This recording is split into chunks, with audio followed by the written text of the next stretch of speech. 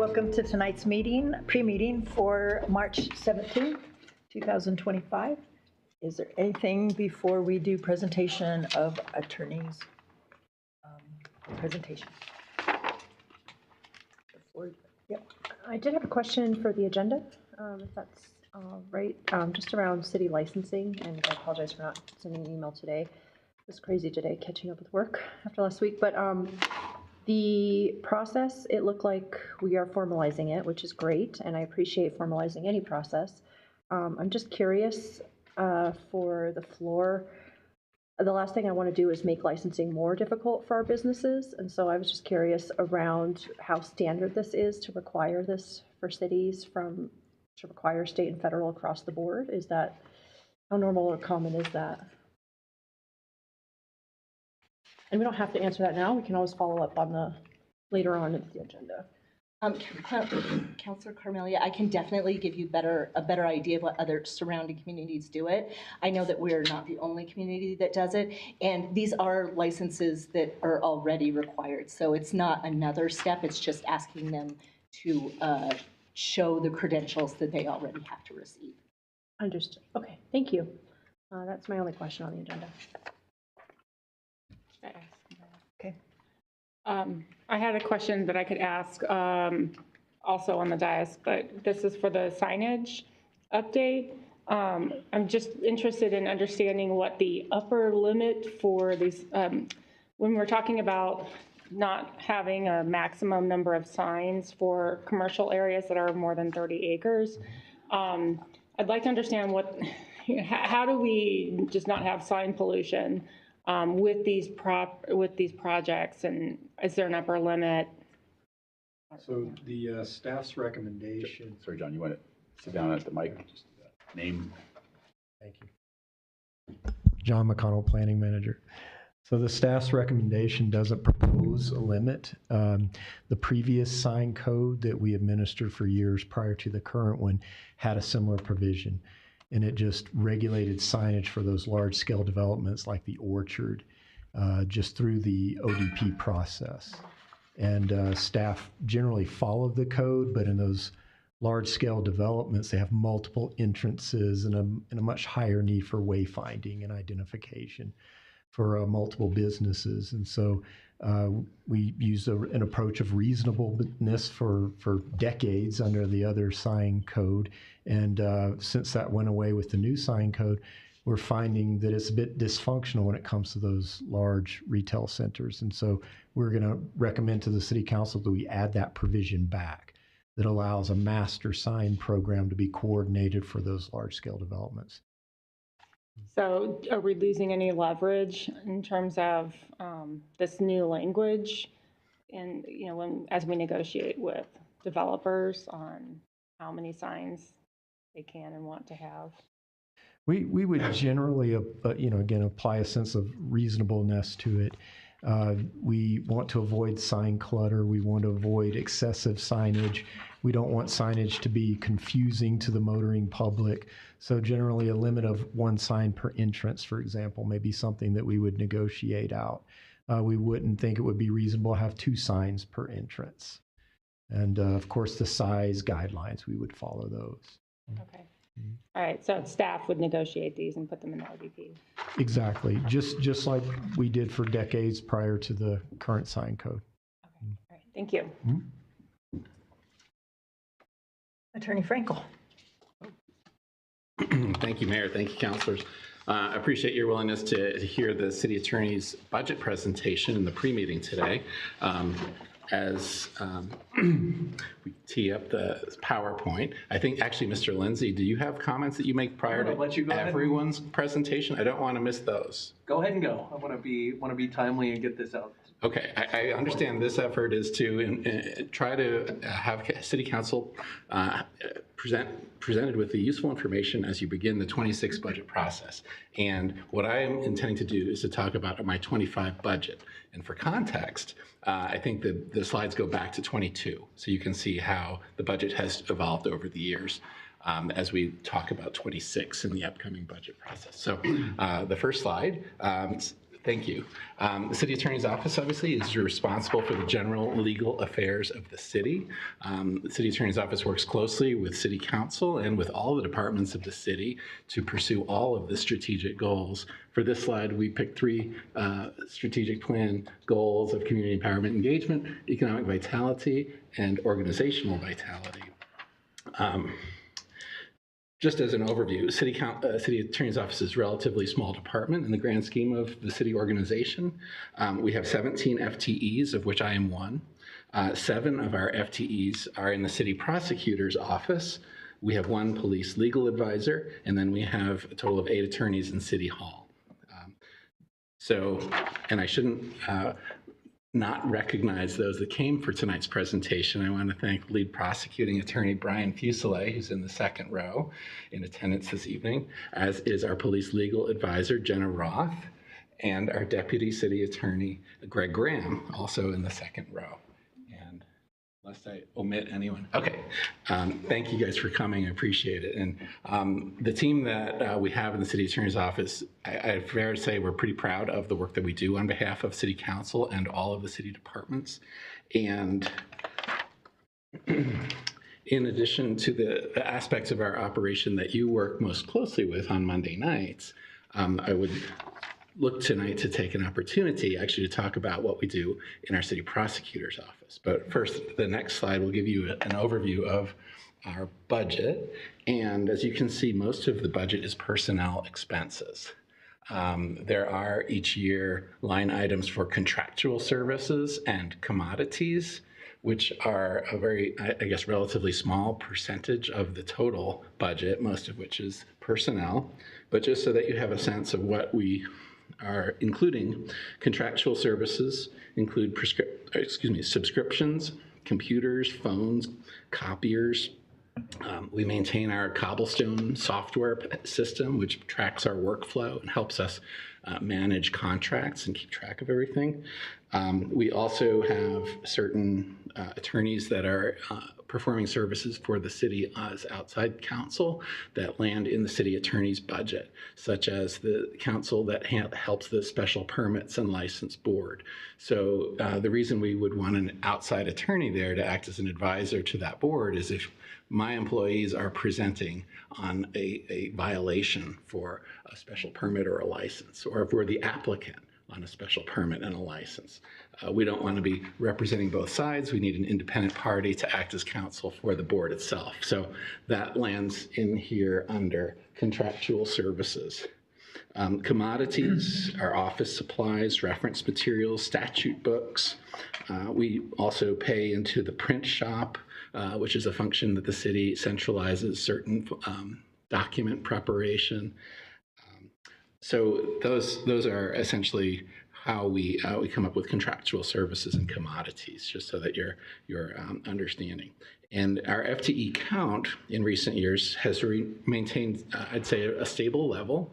The only change since 22 has been to go from 16.8 to 17.0 FTEs, and that was as a result of a retirement of a longtime employee who was serving in a 0.8 capacity. And so that we could facilitate the recruitment of her successor, we sought budget approval for a 1.0 for her position. So that's how we have 17, and we've had that same level since 22, more or less. Now, with regard to the side of our operation that you don't necessarily see every day, I appreciate Mr. Fuselier being here because our city prosecutors play a very important role in our city government, in that our city prosecutors are charging municipal offense violations in the municipal court. And our code defines both criminal and civil offenses. The criminal offenses are our local equivalent of misdemeanor crimes and petty offenses. And we have an available range of penalties that includes all of these violations. But our civil offenses, which include barking dogs, dogs off leash, non-habitual, violations of certain park regulations, such as fishing after dark, launching a boat without spraying it, or entering the Bald Eagle Reserve, those are civil offenses that our prosecutors also help with.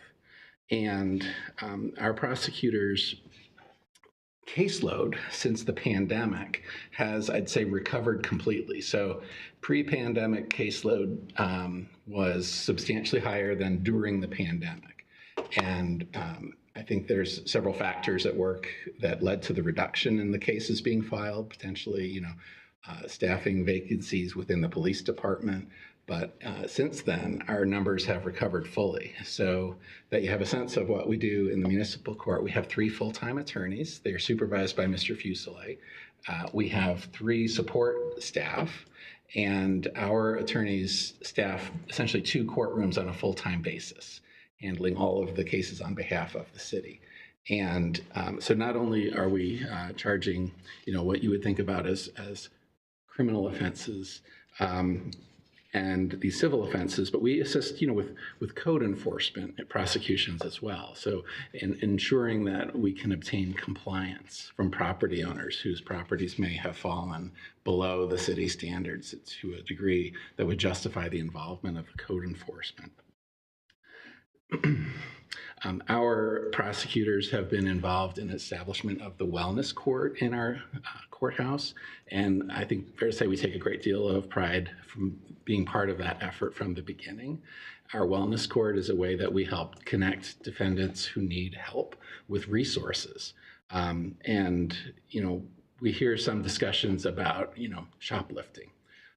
I wanted to share with you that our philosophy with regard to shoplifting, for example, and theft offenses, if a homeless person is charged with shoplifting, our goal is to get that person services. But if a professional thief or a ring of thieves that has been sophisticated and repeatedly shoplifting is cited, then we would seek more punitive sanctions. So I wanted council to understand that we have an office philosophy of really trying to connect defendants with services where it's appropriate, but where sanctions are required and appropriate, we will pursue more punitive sanctions. And I'd say it's likely that most shoplifting cases are probably in the middle, in between those 2 extremes. And most of those defendants would get unsupervised probation and community service as a penalty. There's been some attention to municipal penalties lately. Under our code, we have the ability under state law to impose a fine of up to $2,650 for an offense. I can share with you that is rarely ever imposed because that's not our goal. The goal is not to impose a fine on anyone who's charged. Our goal is to prevent recidivism. And similarly, jail terms of up to 364 days are allowed for under the statute and under the municipal code, but also very, very rarely imposed because that's not our goal either. The goal is really to prevent repeat offenses and to connect people with services. Our prosecutors work very closely with the police department, and they collaborate with and answer their questions on a regular basis. I think it's fair to say, obviously, Ms. Roth is located at the police department full-time, so she's another trusted resource that is able to provide guidance to our police to ensure that they have the legal counsel that they need to effectively do their jobs.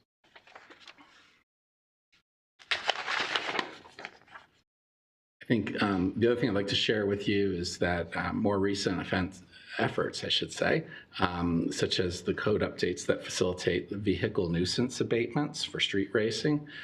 We are very, I think, pleased to be involved in the first cases that are being brought under that ordinance. And I think we view that is a success story, that we have been able to facilitate, some enforcement to address matters of local concern, like street racing has been for our city.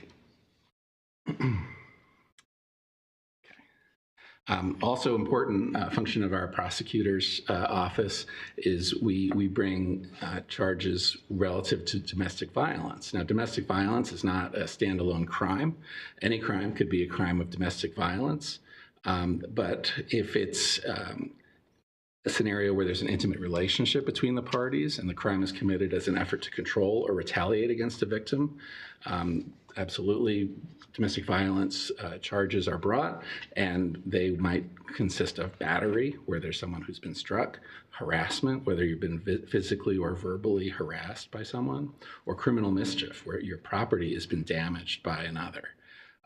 Also, violations of protection orders are frequently brought through our prosecution office. So I wanted you to have a little bit of the background as you look at this slide, which is a lot of numbers. And we bring in 2024, we have brought 2,400 some traffic cases, slightly fewer criminal cases. We've conducted jury trials on a fairly regular basis, and a lot of in custody hearings.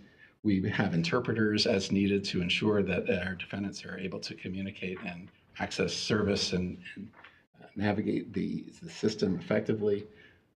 And I think it's also something that prosecutors would want you to know is that as our caseload has recovered since the pandemic, you, as City Council, have likely noticed that the costs that we put toward the system have gone up over time, and we now provide court-appointed attorneys through the Office of Alternate Defense Counsel for our defendants who are eligible.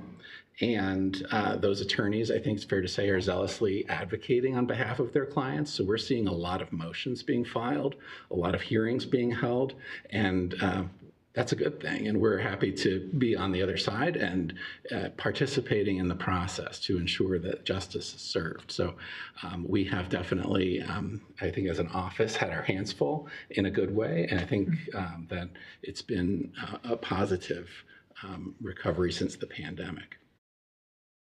We generally, we would advocate for municipal courts generally as being more accessible to the victims of crime, as well as to witnesses who are called upon to testify. And we appreciate locally that, having our own courthouse prevents those individuals from having to travel to Golden or Brighton to be in court on a case. So I think we view it as very important that we can provide a municipal court, and that is a local resource where matters of local concern can be addressed in an effective way. So that's part of what the city attorney is planning to provide for the city in 2025 and beyond. And the next slide. The other priorities include legal representation and advice to the city council and staff. We prepare all contracts, ordinances, and legal documents for the city, and we'll continue to support all the departments of the city, including police, fire. We provide a lot of regular trainings to ensure that our standards are current, that we're following best practices, that our policies are informed by recent case law and legislative changes. We are supporting the purchasing and procurement efforts of the city. We have a full-time employee who works very closely with our director of procurement. And I think that we're optimistic that we're getting the most bang for the buck as a city with our purchasing dollars by having best practices in our procurement department. And we're happy to be part of that. As well as, supporting code enforcement with nuisance abatement. And we support community services with regard to code updates there, but also with all development applications. So Mr. Graham has the pleasure of, as a land use attorney, working very closely with our planners and others to address all the legal issues that are raised in land development applications and ensuring that the code requirements and, honestly, the interest of all stakeholders are protected as we run our process for land development. Last but not least, on this slide at least, we support human resources so that any employment issues can be addressed. We're an organization with over 1,000 employees, so the city attorney's office is happy to support our human resources department and provide them the guidance that they need to ensure that we can mitigate risk and follow best practices as we advise our managers how to manage their employees and make sure that our employees' interests are protected as well. So I think all in all, we're working toward ensuring that the city's able to operate and in a legally compliant manner and efficiently. So I am happy to answer any questions that you might have about the city attorney's annual budget. Mayor Pro Tem? So just a question regarding, I know our service calls for fire have gone up significantly over the years, and I know crime's kind of a little bit down, actually, but I'm just curious, you said our prosecuting office has sort of come back up in terms of occupation, and just how overall is the team doing in terms of volume of work? And do you see things continuing to increase? Are you kind of stabilized, or as you're looking into the next year? Yeah. Yeah, so my understanding is, the case numbers have recovered since the pandemic, and that may be partly due to the police departments being fully staffed, and where we have issues, public safety issues regarding like traffic enforcement. We have more resources that are deployed toward addressing traffic enforcement. So I think that drives the traffic enforcement case numbers up as well. So just as one of the examples, whether that continues to increase, I'm not sure we have a prediction on that. I would probably defer to the chief of police as to what he's seeing with enforcement efforts through his department. But we also see a lot of code enforcement where our code enforcement staff is proactive and addressing issues. It may also drive slightly higher case levels there too. So I think these are all, there's a lot of moving parts to each of these areas, and we as an office, I think we are able to handle the volume, and particularly where there's motions being filed and hearings being held, it certainly keeps our attorneys occupied, but at this time I think we are able to meet that need. As long as it's not overwhelming. I think we'll definitely let everyone know if that becomes an issue. Yes. Okay. Thank you. Councilor Carmelia? I just want to thank you. It sounds to me like we have the right goals, which is really important, so I appreciate that. We're targeting malicious intent, and we are, focusing on reducing recidivism, and so I just want to say thank you as a department for focusing on that and for providing accessible services. It sounds like we're really working on that. And then I just wondered, in general, obviously there's big variance between the types of cases, but how long on average does it take to close a case? Just high level, is that happening within a year? And what number of open cases do we have year over year? I can research the number of open cases, but I can tell you that the clock on a case in municipal court is running faster than it would in a county court or in a district court, right? So the statute that we have within which to bring the charges and hold the trial, the speedy trial deadlines are faster than they would be in a county or a district court.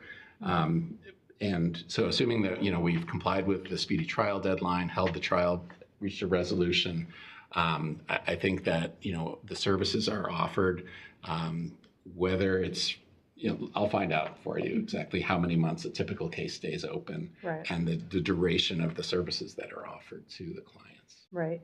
It would just be a really good news story if we could hear, oh, we closed, 80% in 6 months. I don't know, so I'm just wondering what that looks like. And then, and the one slide that showed the number of cases and the types of cases, I think it'd be helpful to have maybe the last 2-3 years of those as well, just so we could compare, what types of cases, if we can see the decline or increase of certain types, that would also be helpful, just to have that info so we have an idea of the trends in our city. Great, and I'm glad to research that for you. Yeah, no, but thank you. Councilor Ireland? I'm talking to businesses, shoplifting seems to be increasing. And you mentioned that if someone was just on their own shoplifting, they got services and tried to stop the behavior. Is that being stopped, or are these people continue revolving door? We do this and then we go back and do it again. Are they really stopping the behavior? I think, that scenario where you have repeat offenders and you see initial efforts at connecting with services are not successful, I think that's the scenario where then more punitive sanctions would be sought. in an effort to prevent additional recidivism. What So are I the think that's where, punitive sanctions? What happens to them? so that's when I think jail and or a fine could be imposed if that's appropriate by the court. So $250 is max. no, our jurisdictional limits for fines is $3,650 Okay. and 364 days of jail time. And because we define, I believe, theft as a single offense, you have a wide range of potential penalties depending on the circumstances. So there is no one penalty that applies to theft in Westminster. I think, first time you're maybe getting a deferred sentence, you're connecting with services to hopefully get you back on track. But if you repeat offend again and again and again, that's when jail and other penalties would be sought. Well, how many times do they have to do it? Do they know?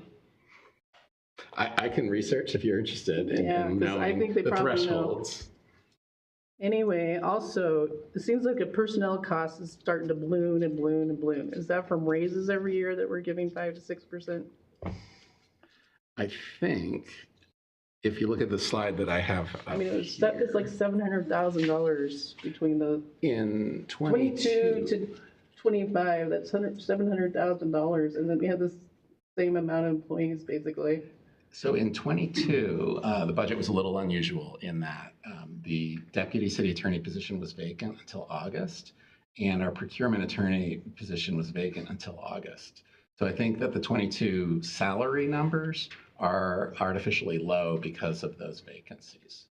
And since then, they've been staffed up, and I think that probably explains part of that calculation. I think that our personnel system does market studies to ensure that our employees are paid market wages, and HR sets the pay ranges for each position in our pay plan, which is approved by City Council each year. So our positions are all within that pay plan. Okay, thank you. Anyone else? Thank you. Thank you. Thank you. Thank you for all your hard work putting this together, and we'll see everybody at the dais. Thank you.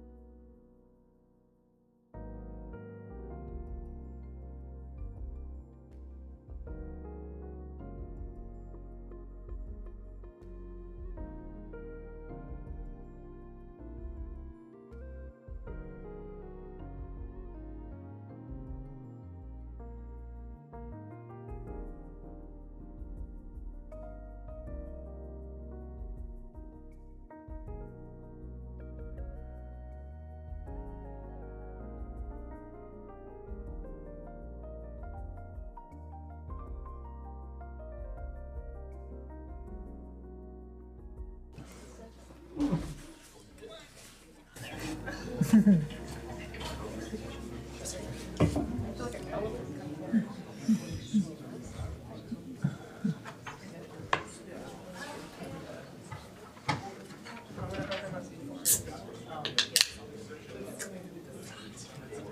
we ready? Yes. Welcome to tonight's meeting of March 17th, 2025. Would you please stand and join me in the Pledge of Allegiance? I pledge allegiance to the flag of the United States of America and to the republic for which it stands, one nation, under God, indivisible, with liberty and justice for all. Welcome to the city. Welcome to the Westminster City Council meeting of March 17th, 2025. We appreciate your attendance and would like to remind everyone that our meetings are governed by the rules of decorum, which are posted inside the chamber doors. These rules are in effect during all meetings, including breaks and transitions. To ensure a welcoming and respectful environment, we kindly ask everyone to adhere to the following expectations. No attendee shall disrupt the meeting. Threats and intimidation are strictly prohibited. Audible expressions of support or opposition for any speaker are not allowed. Signs and placards are prohibited inside the chamber. All attendees must remain seated in the designated seats and refrain from occupying aisles or blocking doorways. Thank you for your cooperation and understanding as we work together to maintain a productive and respectful meeting. If you are here to speak during public comment, please sign up in the lobby. Sign up closes at 7:15. Roll call, please. Councillor Carmelia. Present. Councillor DeMott. Present. Councillor Azadi. Here. Councillor Hott. Present. Mayor McNally. Here. Mayor Pro Tem Nurmela. Here. Councillor Ireland. Here. That brings us to a motion to approve minutes of February 24th. Councillor DeMott. Thank you, Mayor. I move to approve the minutes of February 24th, 2025 City Council meeting as presented. Mayor Pro Tem. Second. It's been moved and seconded to approve the minutes of February 24th, 2025. Any further comments or changes? All those in favor say aye. Aye. Opposed? Motion carried. That brings us to presentation of Employee Service Awards. To those present, thank you, especially to in the firefighters case, the family that you all become in stations, but to your home family and to all those that give your person receiving an award tonight the time to be here and the support that they need. So, will Shailene Hiller meet me down front?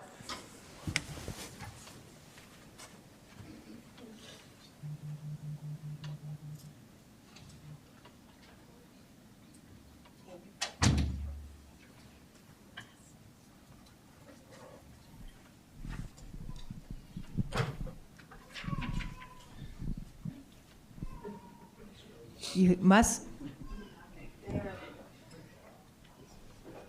come down or I'll come and get you. Come on. I don't bite. How are you tonight? Introduce who's here with you. This is my husband, John, and my son, Eli. Thank you for being here. And go Rams. Yeah, but it's But they're doing good. They're going to be in the dance. So that's exciting. Shailene Hiller is a Colorado native, grew up in Lakewood, and spent many weekends skiing in Breckenridge. When growing up, there were 2 families in one condo, 4 adults and 8 kids. Wow, you got to know each other. She didn't know how her parents did it. In April of 2000, Shailene was hired as an horticultural specialist. She has been able to work on some great projects like the renovation of City Park's Grand Staircase, which is now the city's plant selection demonstration garden.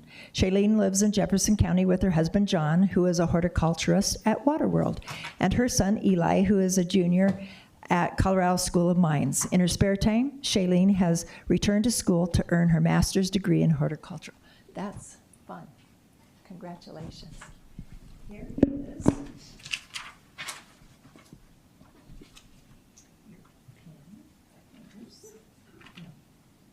This is your pen. And I always give the check to the spouse. They're the ones that supported you. Try to squeeze together for a photo real quick. Ready, 1, 2, 3. 1, 2, 3. Congratulations.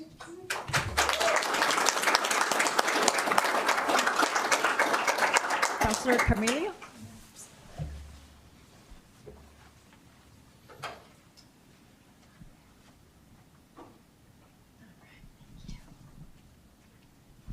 All right, I think we're looking for okay, we're looking for Bob. Bob, you want to come on up? Bring your family.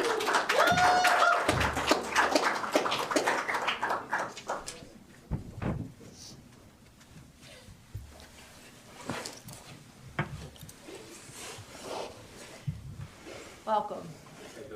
Good, how are you? And I'm going to hand this off. I've learned my lesson on holding too many things. Here you are. This is for you. This is for the family. And we're doing 35 years today. Is that right? That's exciting. That's a whole long time. Hi, and did you want to introduce your family? Sure. Here you are. This is my beautiful wife, Terry, my son, Jake, his girlfriend, Winter. Where'd Anthony go? In the hallway. In the hallway. Let's see. That's my son-in-law, Anthony, and my daughter is out there with our baby granddaughter, who's crying right now because she's hungry. So they're all out there. Okay, fantastic. Feel free to bring the crying baby. We can all, we need a family photo after all. They'll find. Okay, fantastic. Well, it's good to have you all up here. Bob, is it Belich? Belich. Began his career in the fire service as a Westminster Fire Department volunteer in 1988. In 1990, he was hired as a career firefighter, a rank he was proud to hold for 18 years. In 2008, Bob was promoted to fire engineer, the position he currently holds, and a position he would argue is the best in fire service. Bob has served the Westminster community in many additional capacities during his career, including leadership on the executive board of Local 2889, 13 years on the dive rescue team, and as a founding member of the Juvenile Fire Starter Team. You teach kids to start fires. Should we? Okay, thank you. Thank you. There we are. There's the baby. Welcome. This is Finley. Hi, Finley. And my daughter, Welcome. Welcome. Oh my goodness, you're doing well. Where are we? Okay, in Bob's 35 years of service, he was honored with 3 life safety awards, but has never responded to the birth of a baby. Bob has been married to his beautiful wife, Terry, for 30 years and credits the support of his family as the foundation of his long-tenured fire department career. Bob and Terry are incredibly proud of their 2 grown children, Jake and Hannah, and were thrilled to become first-time grandparents to a perfect granddaughter named Finley last November. Congratulations. Bob plans to retire from the fire service this July. We'll be sorry to miss you. And while he will miss the station camaraderie and the lively mealtime conversations, Bob is looking forward to spending more holidays with his family and beginning regular travel adventures. Well, congratulations.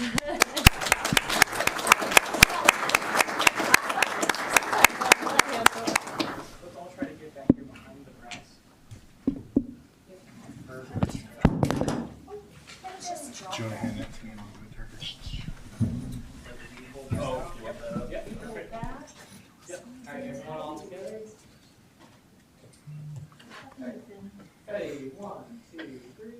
1, 2, 3. Perfect, Finley. All right, congratulations, everybody. Thanks, sir. Take care.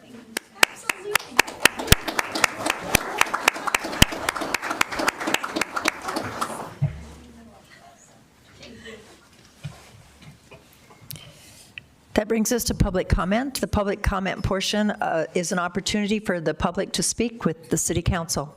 Each participant will have up to 3 minutes. Public comment is not intended to be a back and forth discussion. If you wish to speak about a public hearing item, please hold your comments until that item is called. Tonight, there is one public hearing on the consideration of an official development plan for Uplands Filing 1, Block 3-PA-A3. The city clerk has informed me that we have received 3 emails which have been posted online, and the city clerk will please call the first speaker. The first speaker is Jim Fenimore. Welcome.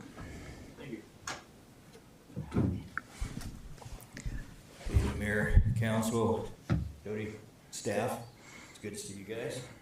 A couple things I'd like to just bring to your attention is I think something that would help on the signage, especially when we're posting things for these developments, is that there's something just simple topic put on there.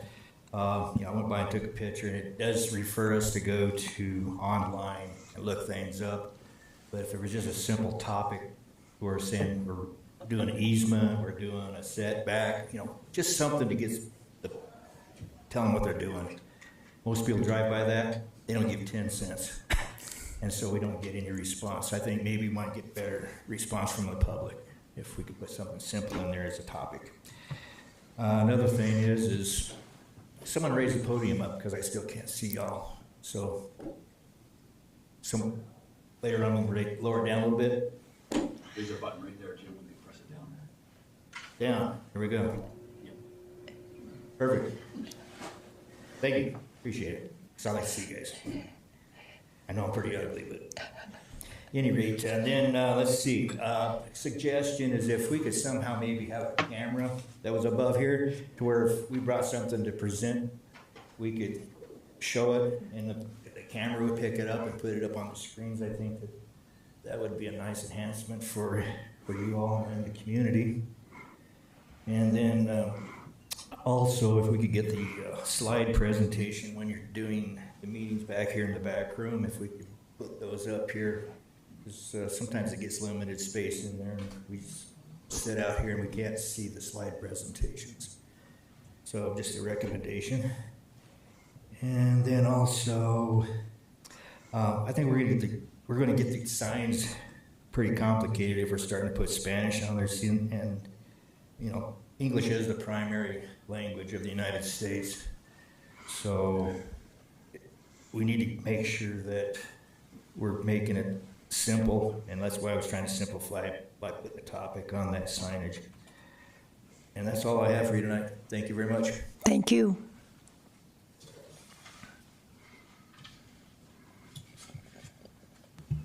The next speaker is Tom Lampo.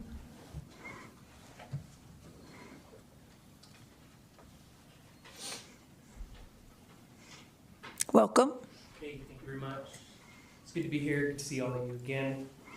My name is Tom Lampo, and I'm here to lift up the community of Westminster in prayer. So please join me in prayer. Heavenly Father, in Jesus' name, we invite you here to Westminster to be with us. You are the God and creator of the universe, yet all you want is for each one of us to know you. In Jeremiah 24:7 it states, I will give them a heart to know me, that I am the Lord. They will be my people, and I will be their God, for they will return to me with all their heart. We need to return to you. We left you. We broke communion with you. You never turned from us. Forgive us for leaving you. Your love for us is immense. We are a prodigal people. Accept us back and teach us your ways. Thank you for letting us be here at this time. We're living in incredible times that are difficult, but you don't want us to be concerned or worried. You have everything under control. You are the Almighty God, the Prince of Peace. Your hand works for our good. Difficult times have been with us since we let sin into our lives. You have a purpose for each one of us. In Esther 4:14, your word states, for if you remain silent at this time, relief and deliverance for the Jews will arise from another place, but you and your father's family will perish. And who knows but that you have come to your royal position for such a time as this. We might not have a royal position, but we all have a purpose. Show us our purpose for these times, and let us rely on you to guide us. Let us not squander the opportunities before us. Let us not shy away from the challenges. Glory and praise be to your name. You are our God, and we are your people. In Jesus' precious name we pray. Amen. Thank you, guys. Thank you.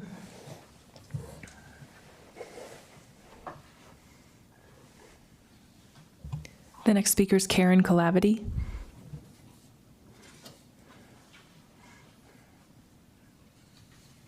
Welcome. Thank you. A couple of weeks ago, 3 weeks ago or so, a speaker came and talked about the theft of money with regard to the water bill He was talking about an average of 16 cents. And, that's not a lot. And it hardly touches upon the real theft that's going on with the water bills. We are proposing a water treatment plant that's going to be costing anywhere from $400 million to $600 million. And I consider that theft. I consider that white-collar crime. In the past, when we had a city council with Bruce Baker brought up the idea of alternatives to that particular proposal of the water treatment plant. And for looking out for the citizens of Westminster, Bruce Baker was publicly shamed. He was publicly censored. And I think it's disgusting to have a person who's working for the best interest of the city be censured for looking out for the residents of the city. We are going ahead with a water treatment plant that, Mark Freitag was promoting. Now, Mark Freitag is gone, but the projects that he was promoting that many people had a problem with Mark Freitag with are still going on. And that's a real problem. That's a real problem. We also talked a few weeks ago about budget items for new HVA systems for city park properties and that kind of thing, with the idea that we're not working towards net zero energy on older projects, just newer ones. But that's not even true. We have a $43 million municipal court being proposed, and then we get all upset about $1.9 million for homeless services.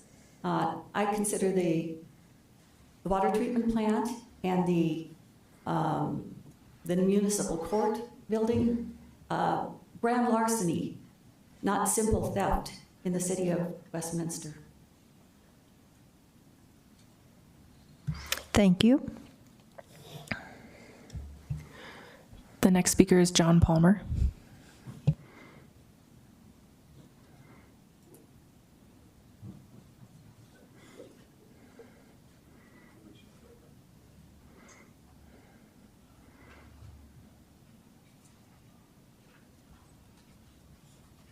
Welcome. Thank you. Got some handouts here. We can go around. Let's start once you've all secured them.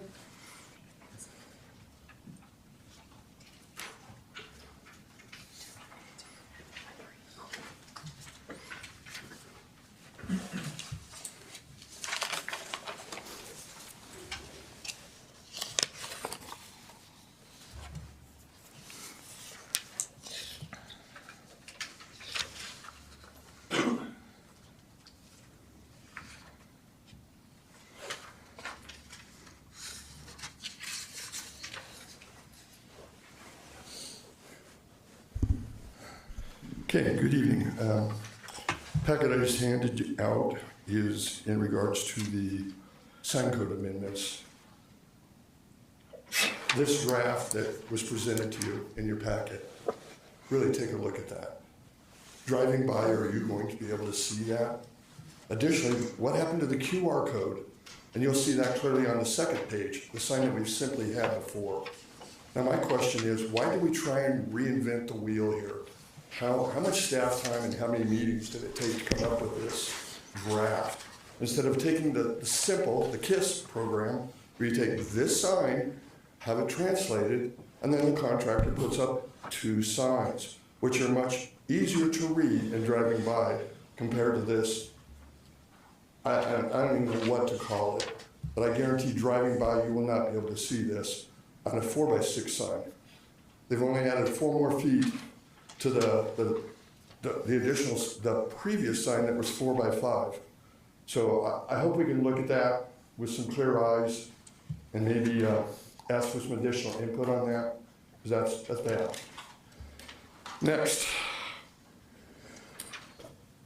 I would like to know about the 2 or 3 employees that are benefited working for the city that don't even reside in this state. I would like to know, several citizens would like to know, and from the looks on the councilors' faces, I'm sure you would like to know. So can we get that addressed, please? Because I benefit employees that aren't even living in the state. Current city policy dictates that employees be in this building at minimum 2 days a week. Now, if you're out of state, how are you in this building 2 days a week? Are any of you aware of this fact? That's a question. If not, I think we need to get to the bottom of it, and sooner rather than later. I personally would like to know which department these employees are bound to and what their salaries are. Okay? Thank you very much. Thank you. And as far as the answers, according to what the city council code is, I should expect those answers tomorrow? Is that what it's on the webpage? Yeah, we always have staff follow up. Okay. Thank you. Thank you. There's no more speakers. Thank you. That brings us to city manager's report.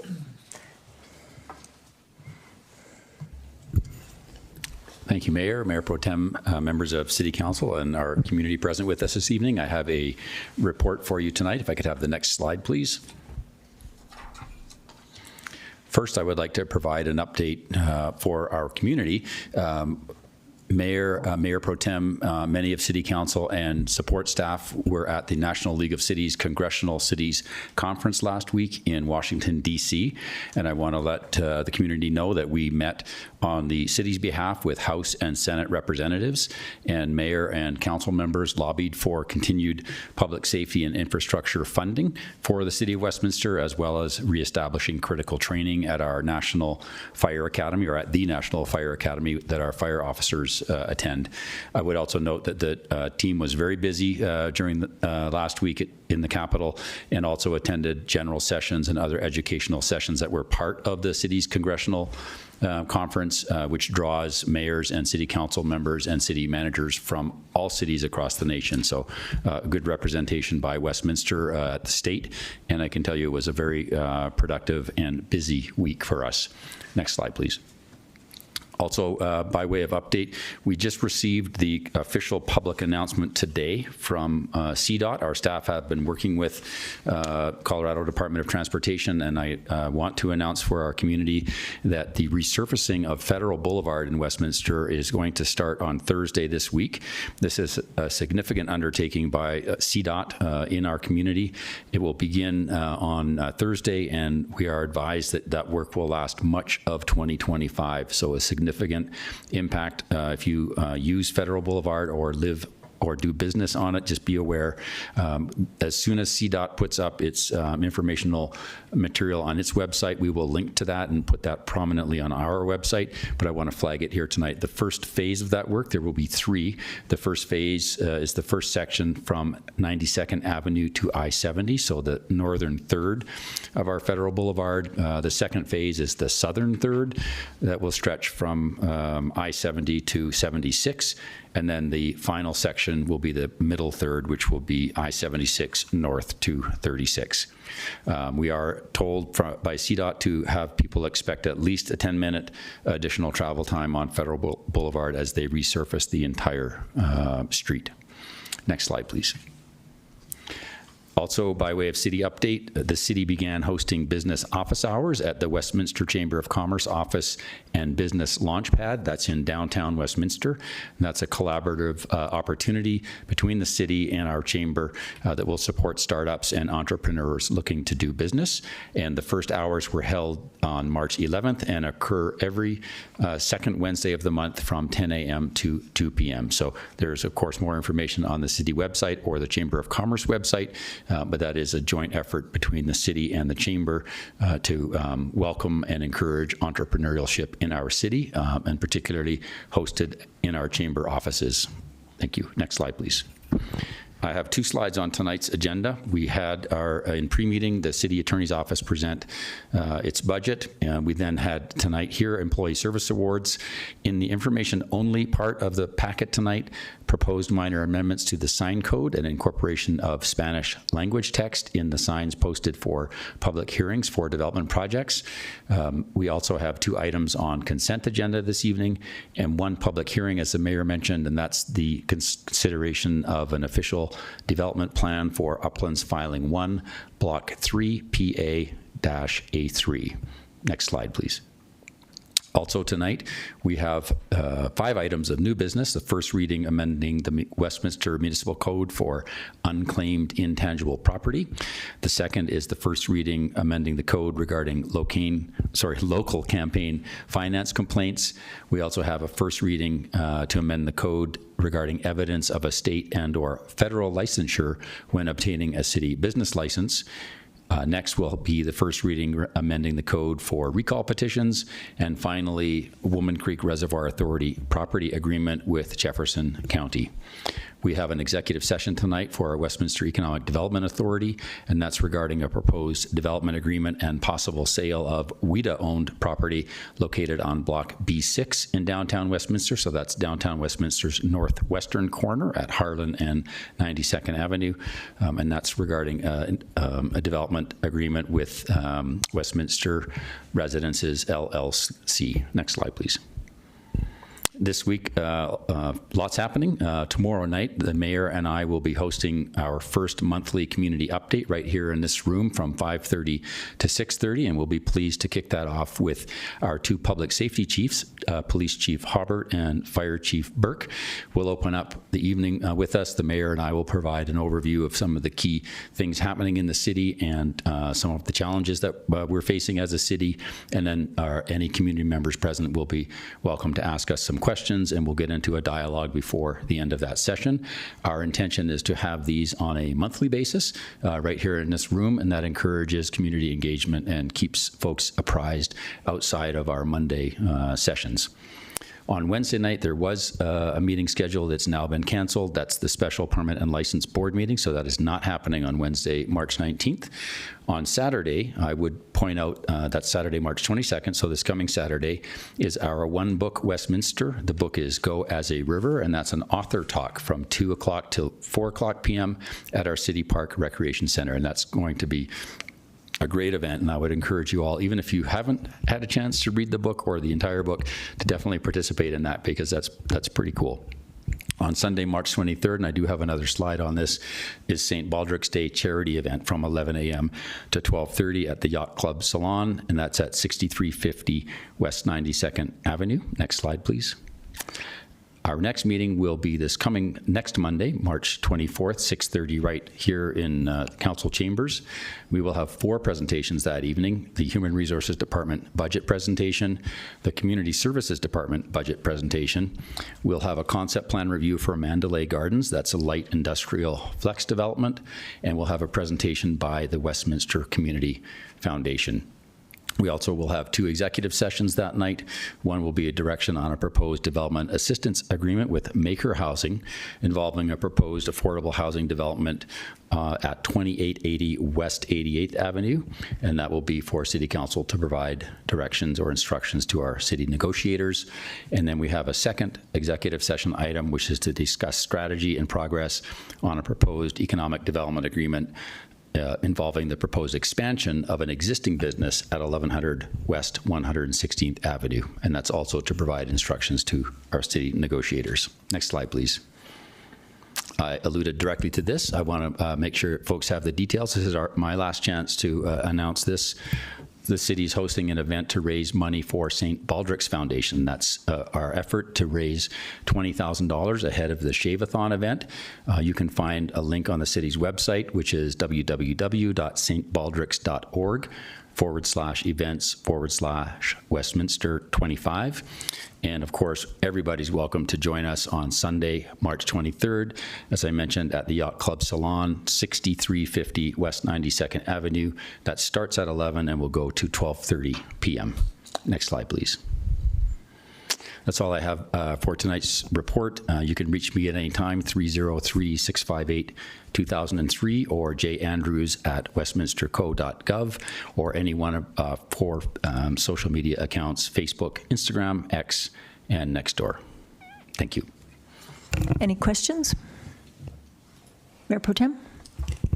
Thank you, Manager Andrews. I have a question regarding the Federal Boulevard resurfacing project, and I don't think you'd be able to answer it now, but I'm curious to know if RTD is doing anything to help support the ridership of the 31. I know that's a really busy, I think it's a 31 that goes down Federal, and that's one of our busiest transit corridors. So I'd be curious to know what they're doing, if anything, for riders, and then if there's maybe a plan on the other side of this to help build ridership back up. Thank you, Mayor Pro Tem. We will get more information as soon as we get that from CDOT. I do know that they have had multi-stakeholder engagement with the different agencies, including RTD, heading up to today's announcement. So we'll get the details of how they're accommodating the bus routes along Federal during this disruption. Okay. Councillor Carmelia? Yes, thank you. Unfortunately, we haven't had the chance to meet offline due to travel, et cetera. But I'm wondering from a council point of view what the process is around creating and developing new town hall plans.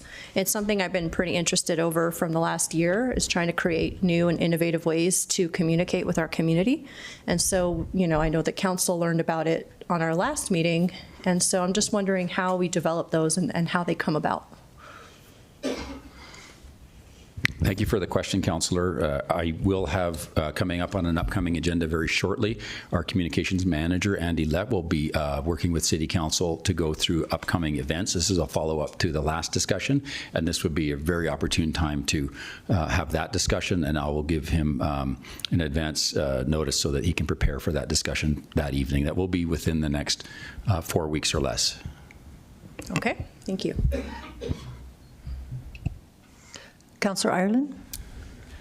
Thank you for all those that came out and spoke tonight.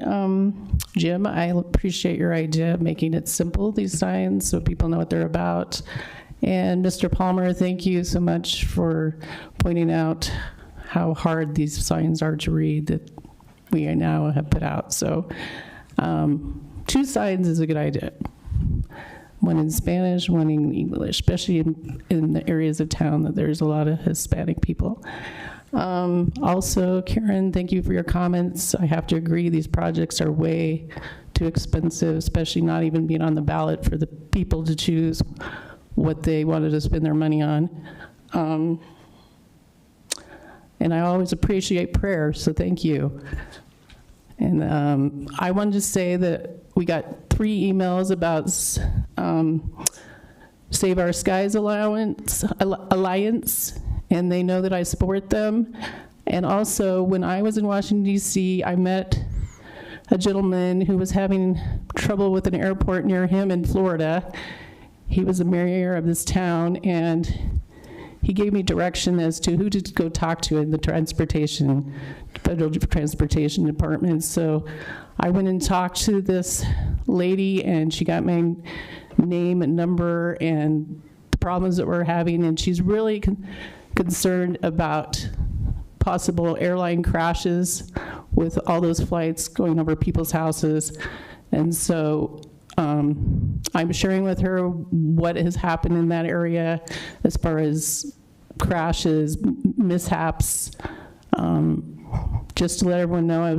I was going to tell about it in a pre-medium meeting, but since I didn't get a chance, I'm telling you now, and hopefully I'll hear back from the Federal Transportation Department, because as long as this airport keeps getting grants, it's going to keep expanding. And it's already got $100 million over 20 years. And so if we want it to quit expanding, we can't keep funding it. That's what happens when you fund projects like that. They just keep expanding, and they don't care about who they're affecting when they're doing it. So I hope my colleagues will support Save the Skies Alliance like I am, and I wish we could make it more than 3 that support them when they sent their letter to the county commissioners about their concerns, and I want to support them in that, and that's all I have to say. Thank you. That brings us to consent agenda. Should we be going through city council comments? Oh, sorry. Yes. Since she did all of that, I thought we were done because we were on city manager's report. Go ahead. Thank you so much. I just wanted to start with thanking you, Mayor, and as well as our city staff deeply for our NLC trip. Thank you for the work that it took to get us that White House tour, which I know is a bit of a once-in-a-lifetime chance. I appreciate that. And for the behind-the-scenes tour of the Capitol. You know, I think we all deeply appreciated that. And thank you for all of the time with our congressmen. I think it was extremely valuable for them to hear directly from our staff the needs of our city. I also wanted to recognize our pretty incredible fire department. I thought it was an impressive article on the Westie about the ice rescue, so if you haven't checked that out, you should check that out. I also wanted to bring up Kids First. They reached out to Councilor Hott and I to let us know that they've got their grand opening happening soon, and I was going to forward the invite, but it looks like an hour ago everyone got that invite, so that's good news. They're having their grand opening, and they're partnered with Maker Housing, and so that's a pretty big win for us that that's opening up soon. And then I wanted to address some of the comments, so thank you everyone for coming out to comment. I do think around the signage we could possibly take a look at maybe cleaning it up a bit. I definitely am grateful that we are having the bilingual accessibility because a lot of our residents, especially in South Westminster, are Spanish speaking, and we want to make sure that they have the opportunity to speak up on public hearings. But perhaps we could make it fewer words somehow. And then I just wanted to say, you know, around the water plant, you know, our residents really do deserve the right to their public health and safety to have a clean water plant that will provide for our city for the next 100 years, which is almost twice as long as our prior water plant. So just know that the design is, it's meant to last. So that's important for everyone.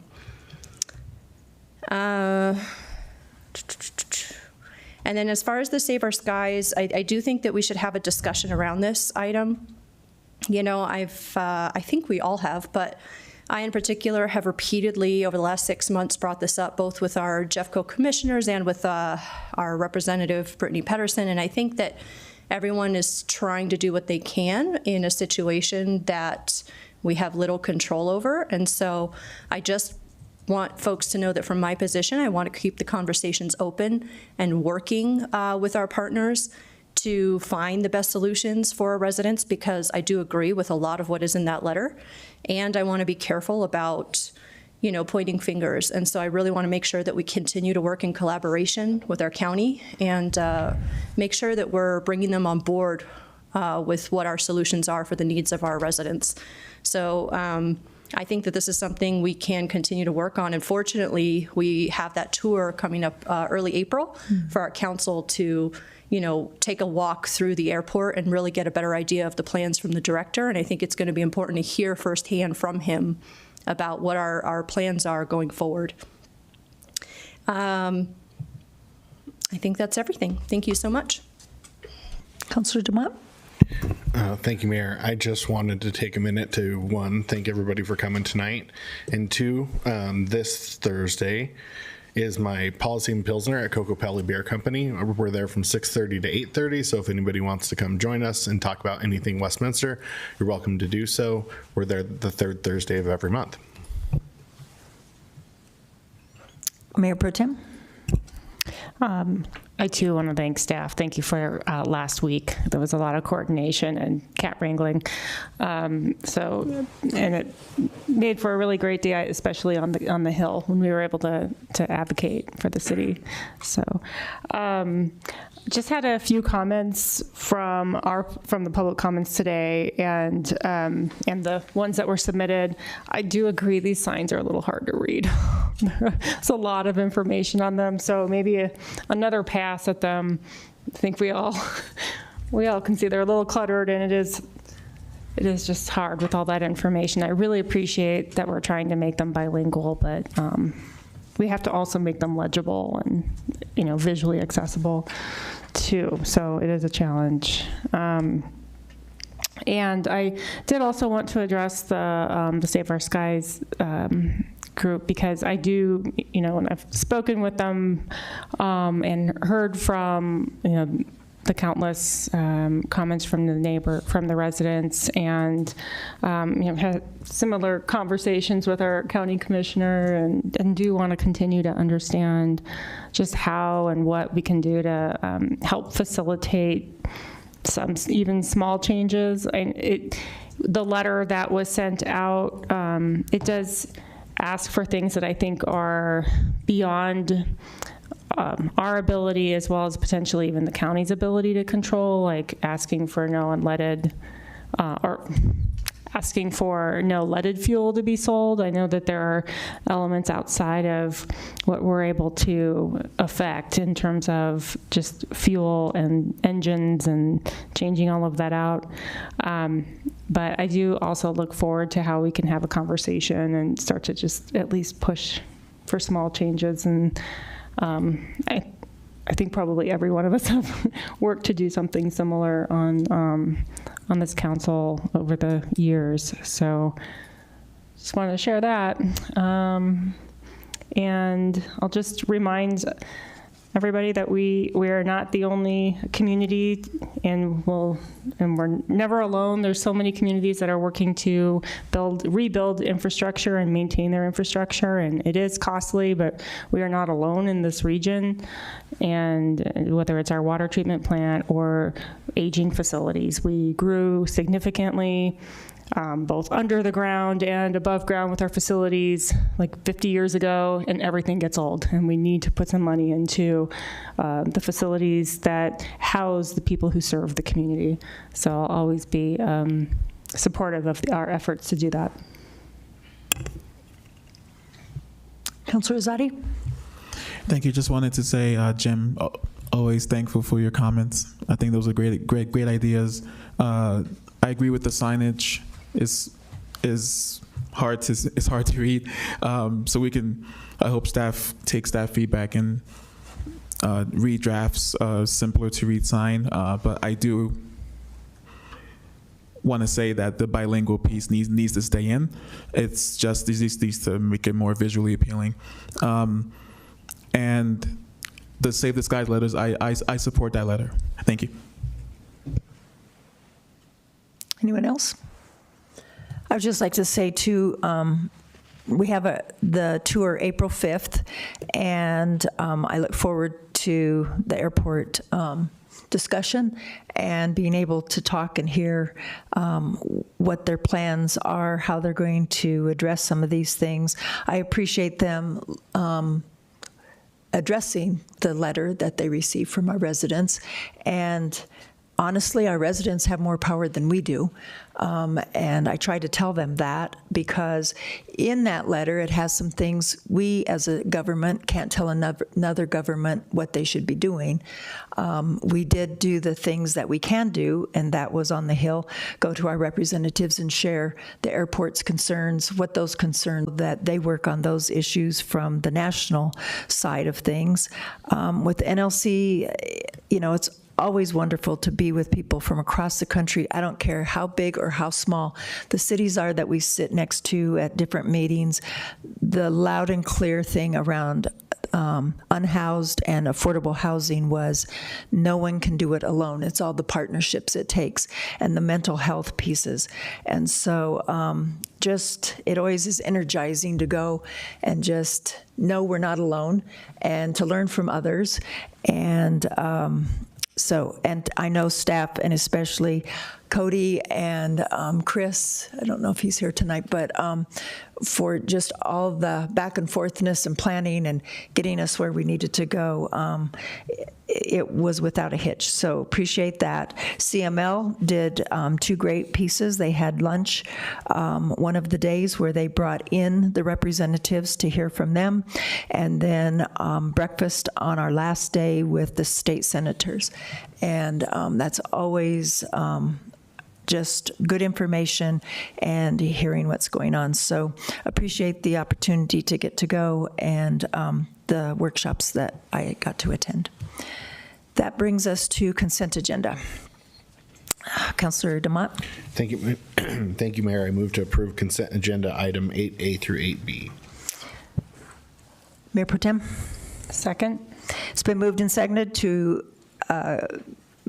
approve items 8A and 8B. Is there any further discussion?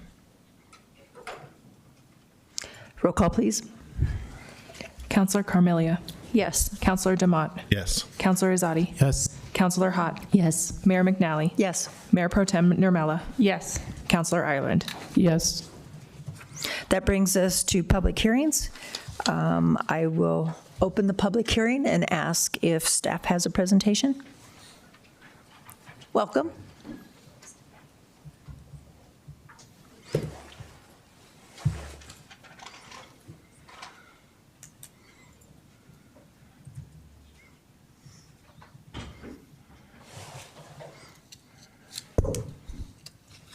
Good evening, Mayor, Mayor Pro Tem, City Councilors. John McConnell, Planning Manager, here to provide you with the presentation on this public hearing tonight. Having a little bit of a issue here, so please bear with me. I think tech support is coming.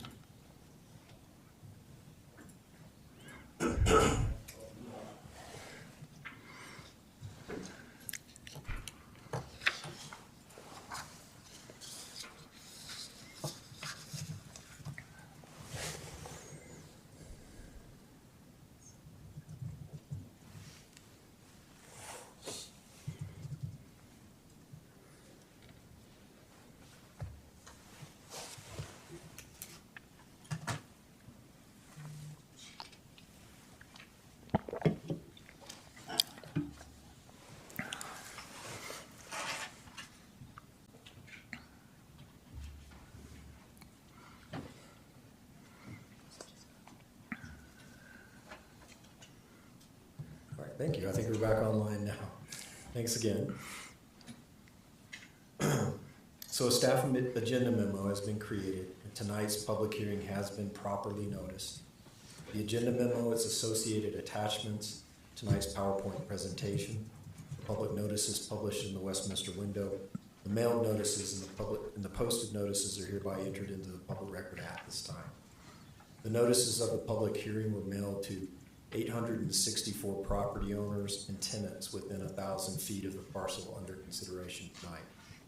2 public notification signs were posted on the subject property, and the city has also posted the hearing date and time on its website. The project site is located southeast of the intersection of Lowell Boulevard and West 86th Avenue, shown here in red. This site plan is from sheet 10 of the Block 3 ODP. All of the units are alley loaded. The plan contains 127 single-family dwellings, including 19 single-family detached tuck-unders, 22 single-family detached 3 stories, 50 2-story townhomes, and 36 2-story paired homes. The detention pond, which is prominent to this plan, is designed to accommodate stormwater detention for the entire parcel A and has influenced the lot layout and grading for the planning area. Section 11.515 of the Westminster Municipal Code contains 17 criteria that are to be considered when reviewing official development plans. Staff finds that the ODP generally meets these criteria as outlined in more detail in the agenda memo. Staff recommends that City Council hold a public hearing and approve the ODP subject to the additional condition located in the summary of staff recommendation on the staff agenda memo. The Planning Commission voted unanimously in favor of recommendation for approval with conditions by a vote of 7-0 on January 14th of this year. Staff finds that the approval of the application would meet the city's strategic plan priorities of access to opportunity and economic vitality, which are met by facilitating new development and providing new publicly accessible private park space for the community. The applicant's with us tonight and has a presentation to share with you as well. Thanks for your attention. And if there are no questions for staff at this time, I'll turn over the presentation to the applicant, and staff will be here to answer any questions that you may have. I see no one asking any questions. Welcome. Good evening, Mayor, Mayor Pro Tem, councilors. Thanks very much for this opportunity to be here. I'd like to first of all start by saying how grateful we are to staff and to council. We apologize for the signage error on this site previously. We appreciate collaborating with the community and making sure that notice was provided correctly, and we certainly appreciated that. So that opportunity, we actually had a quarterly meeting in the intervening time period, so it's been great to continue to work with the community. We are here to give a brief overview of the A3 presentation.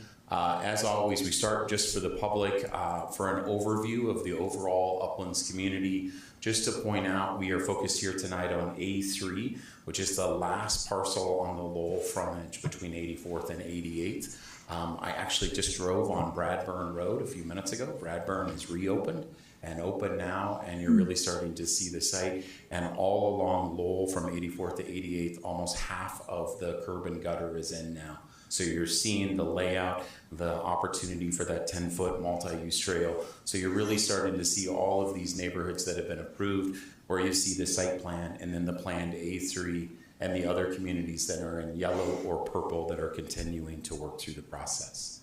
This shows a little bit of that fabric, that pedestrian fabric that is being built right now. Just to point out again, here on A3, 86 is on the north side. That's a 6-foot sidewalk because it's a local road that doesn't go all the way through to the east. Everywhere else is an 8-foot north side or 8-foot sidewalk, and then of course on Lowell, a 10-foot multi-use trail. You are really starting to see all of this pedestrian fabric come in south of 84th along Bradburn, and then all of 88th has that sidewalk there. So we're really making progress. And then as you see on the other side, the east side of Federal, remarkable to see all of that come in. Temporary signage, stop signs coming in for roadways that hadn't existed before. Again, really great feedback that we're getting the community and making improvements all the time as we hear suggestions.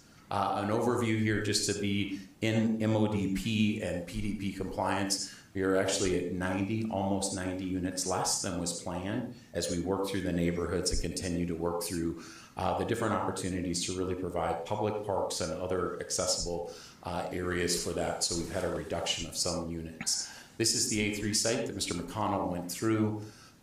This shows you again the concept review that we brought in front of this council and the mayor. There was a lot of discussion about really focused on the connectivity for those units that focus on or adjacent to the pond.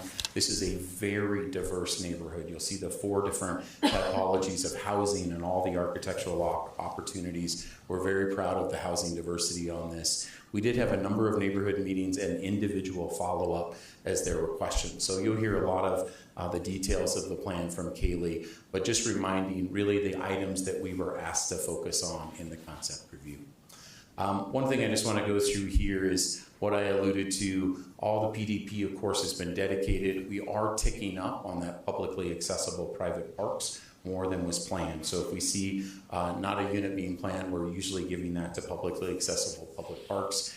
And then as you transition to A3, the neighborhood in front of you, we are fully within the limits here. right within the guidance. We are following the density, again, more park right on the required typologies and the setbacks. So again, fully in compliant. This neighborhood has been shaped by A1, A2, and A4, and really is that last remaining parcel.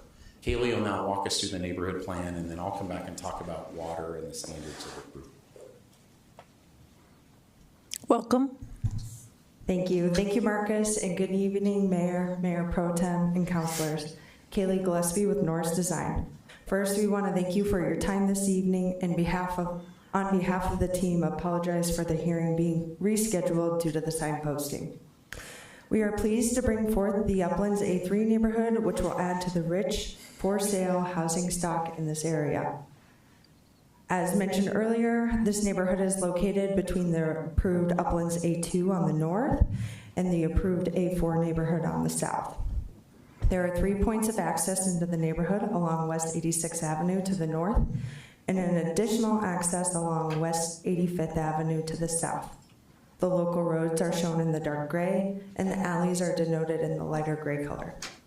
We're providing 4 different alley-loaded home types within this neighborhood, for a total of 127 homes to allow for a diverse streetscape and a variety of housing options.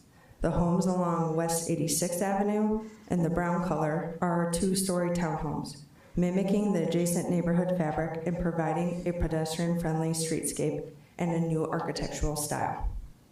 The 2-story paired homes are denoted in the orangish color. They're located in a couple of places in this neighborhood, including along Lowell Boulevard, where they provide compliance with the perimeter sensitivity, allowing for paired homes with a max height of 2 stories per the MODP. The darker yellow color lots are 3-story single-family detached homes. These homes are located internal to the neighborhood and create a height transition from existing homes to our west. And lastly, the lighter cream color represents our 2-story tuck-under single-family detached homes. These front along West 85th Avenue in Irving. In the southeast corner, these tuck-under homes have a 2-story front and a 3-story rear. We strategically located these to help accommodate with the existing grid. There's 5.01 acres of detention located in the southwest corner of this neighborhood, and is not a part of this application, but is currently under construction as part of the overall Uplands infrastructure.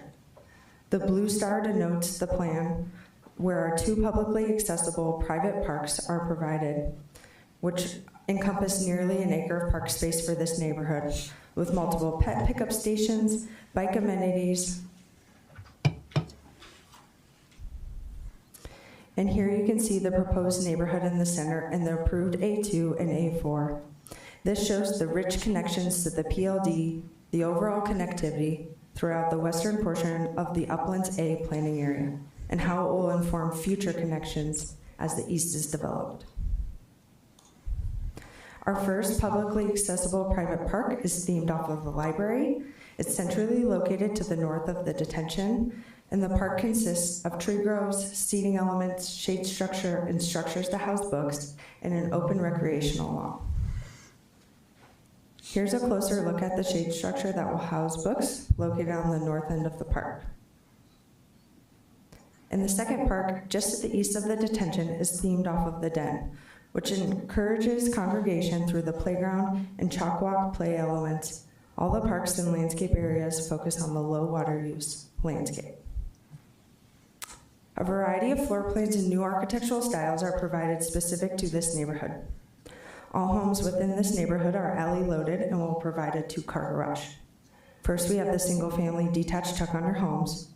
As mentioned, 2-story on the front and 3 stories on the rear. Next, we have our single-family detached 3-story homes located internal to the neighborhood, creating a height transition from the existing neighborhood fabric. And here we have our single-family attached paired homes. These paired homes generally are located along the edges of the neighborhood. And finally, we have our 2-story townhomes. These homes front along West 86th Avenue and are internal to the neighborhood. Next, we'll wrap up the presentation by walking through a few exceptions. All exceptions are supported by the intent of the PUD zone district, which encourages innovative development with the intention of providing diversification and flexibility in housing types, prices, and overall design.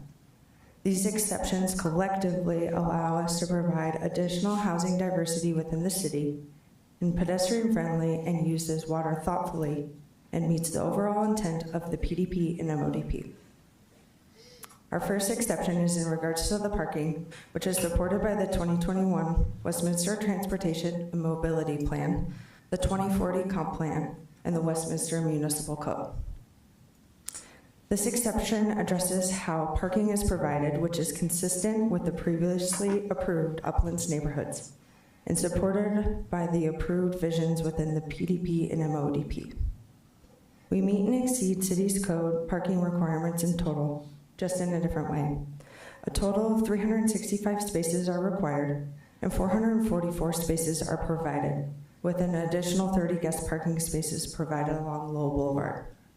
The orange denotes the 2-car minimum garage spaces across all home types, and the blue denotes our head and guest parking spaces.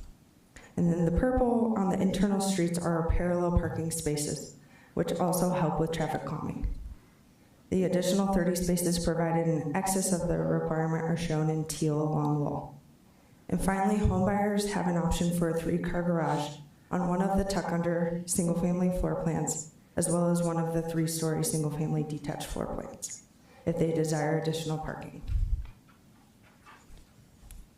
All the requests on this slide are consistent with other approved neighborhoods. Our first exception is tied to the architectural characteristics within the MODP. Similar with past neighborhoods, we're requesting a lower roof pitch that allows for some main roofs to have more contemporary home design and a secondary roof, such as a porch, to accommodate an egress window above. We're requesting a reduction in the overall percentage of single-family attached homes and an increase in the percentage of single-family detached homes. This reduction allows us to find the right balance between housing types and the number of exceptions needed while creating a quality neighborhood. And lastly, our single-family detached and single-family attached townhome standards on the lot exceptions are shown in the table. The standards are located on the left, and the right describes what is shown in the ODP. Should you have any questions, we're more than happy to describe those in more detail, but follow suit with other approved neighborhoods. I'm going to pass this back off to Marcus. Just 3 slides here to finish up. One thing I just wanted to say about why these exceptions matter so much to actually support what we heard from the community and from council. You saw thoughtful water use as one of those exceptions. This is the PDP and the water dedication that was made for this site. As you all know, there were 778 acre feet of allocation or water allocation to this site. We committed to saving 100 right off the top, and now as you see the neighborhoods, we are showing demonstrable savings now of 105 acre feet. These exceptions help the planning. They honor what the community wanted to see, and we're able to do that outside the home and inside the home to really realize those improvements. We continue to update that as we look at the water savings and the different home styles that we are bringing to the site. We believe that we are in full compliance. Staff had a terrific staff report that went through all the different ways that we comply and meet the approval criteria. Just showing again kind of that dashboard that shows the guidance of the PDP and MODP, and that we are meeting all standards, providing additional privately open or privately accessible private parks, and really just trying to stay within this. This is a neighborhood that reflects all of the planning along Lowell that has happened before. So again, we're here as a whole team to answer any questions. We certainly appreciate council's patience on our signage here, and we look forward to any questions. Thank you. Thank you.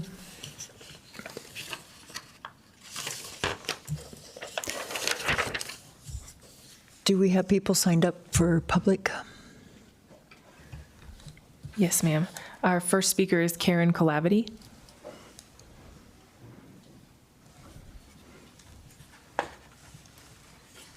Welcome. Well, first of all, Uplands looks like it should be out in the outer boonies of Aurora, the way it's being planned. There is no context or sympathy or empathy towards the neighbors. As an infill site, they are really supposed to be honoring the contours of the existing site and relating it to the neighbors. And that is about the last thing this whole group has done. It's a two-dimensional plan on a three-dimensional site, and it's never been anything more than a two-dimensional planning experience. John Palmer and I went and spoke to the city engineer and John Burke about this particular filing quite a while ago. And what ends up being is that because there's no respect for the existing site and its contours, right across from John Palmer's house, which is where this filing is related to, there's an 8-foot berm, and then on top of that will be a 30-foot structure, and that doesn't meet the context of the neighborhood at all. It has nothing to do with pedestrian access, because there are going to have to be stairs to go up to these units. And when they talk about water savings, what that means is they're taking out yard space so that this is nothing but a concrete jungle. You know, Marcus is great at BSing, but it works. It typically works with this city council. This plan has nothing to do with context or sympathy towards the rest of the community. Plain and simple. Thank you.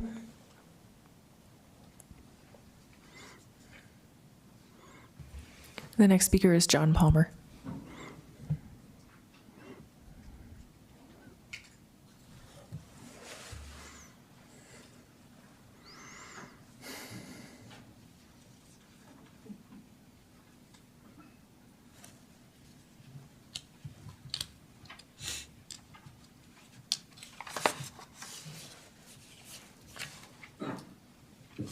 Welcome. Thank you. Have some handouts. And maybe, while it's going around, if you could maybe dial up the upland slide 9 or the city slide 3. 9 would probably be better, though.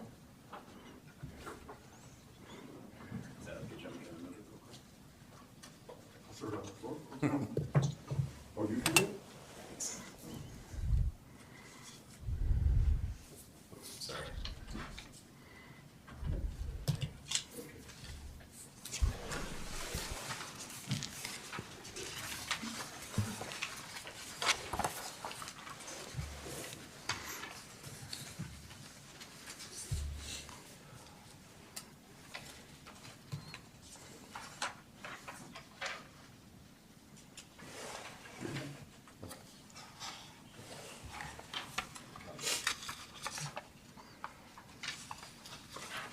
Okay, good evening. Looking at the packet here, that's the view directly across the street from my house, taken from my porch. And I'm correct, Karen, that's a 12 to 14-foot berm they've built. Now they're going to put a 2-story paired home, 4 of them, and you'll see those on the print there, the orange ones along Lowell. They're going to be 30 foot tall on top of a 12-foot berm. So now we're talking 42 feet in the air. How would you feel if that happened across the street from any of your houses? Now, coincidentally, this is the only place on the whole farm that they raised the elevation that far. Everything else has pretty much stayed at street grade. For some reason, they've decided to inconvenience 5 of us living on Lowell by adding this elevation. It's unheard of. And if you look at the other pictures, you can see the second picture. That's what it looked like across the street from me. Third picture, same thing. And lastly, the 4th picture, which is kind of cute because it's got a couple deer that were in the field there.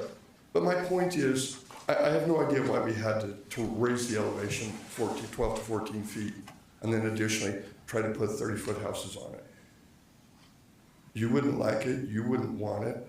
I don't have a problem with them building houses. What I have a problem with is a skyscraper across the street from me. It's the equivalent of a semi-truck trailer on its end standing up. Will never see the light of day on Lowell. It will become a traffic hazard because of ice, snow, hard to see. And while we're talking about hard to see, well, first off, and the 30 parking spots they claim are going to be on Lowell there, You're gonna have to walk up a 14-foot incline to get to these houses, these paired homes. How's that parking? That's not accessible to the neighborhood, these 30 spots they're talking about. And I think that was on slide 20.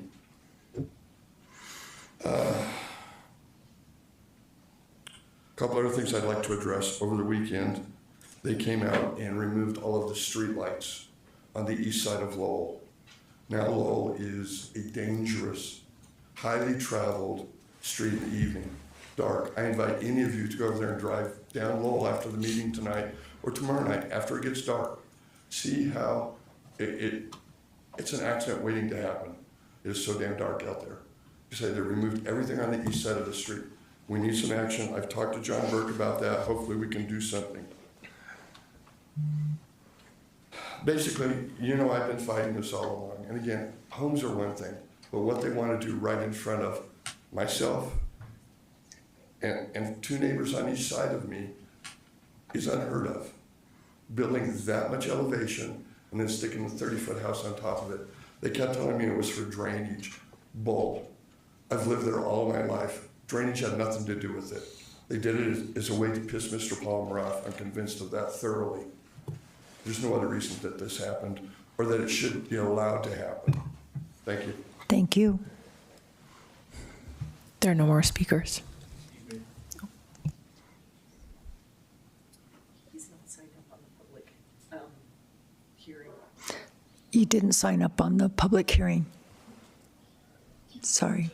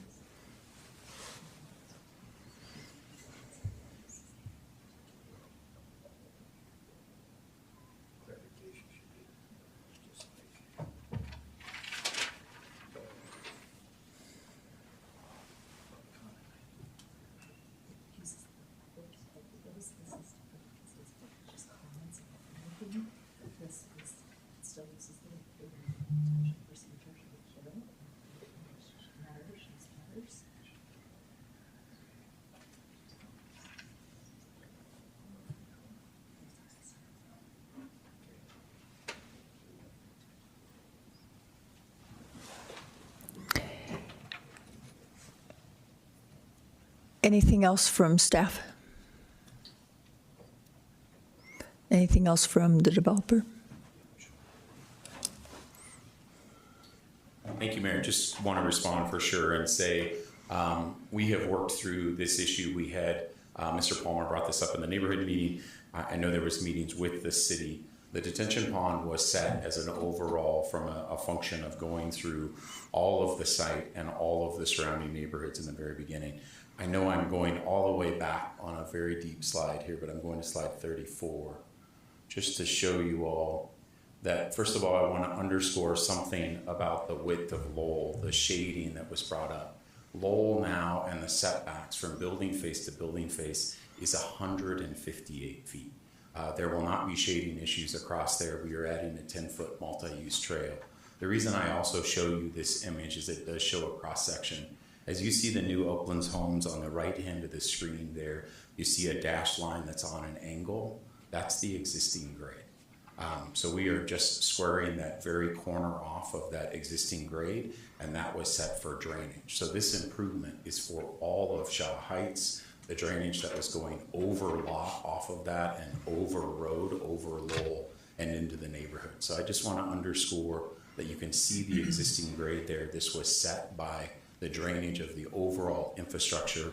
And again, this A3 neighborhood is being formed around that infrastructure that was approved many months ago, almost a year ago in the initial infrastructure. So fully respected. I assure you there was nothing intentional other than doing the right drainage system here. So we're happy to answer any questions. I'm sure there's other folks that could as well, but I wanted to share this. Thanks. Questions from council? Councillor Ireland?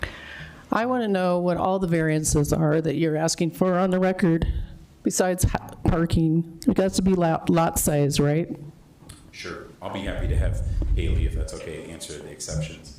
And I'm happy to go back if there's any questions on that slide. But we did go through the exceptions, the listed. We went through a number of them.